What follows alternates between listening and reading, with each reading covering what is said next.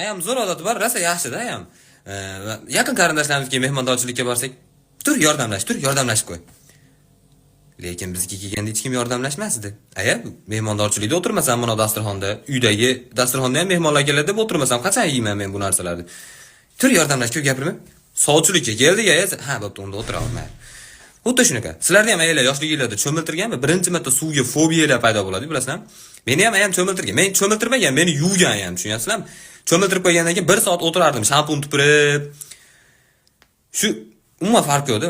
Aya, ko'zimga kirib ketyapti shampun desam, telefonda ham. Ha, aya, gapiravering, yo'q, hech narsa qilmayaptim. Indamay atroflargacha.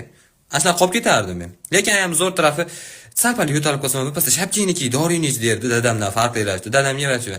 Dada mashina urib ketdi-da. Oz qoldi, qattiq urganda o'lib qolardim o'tgan safargidek desam. Sigaret chekmagin, sigaret chekmagin.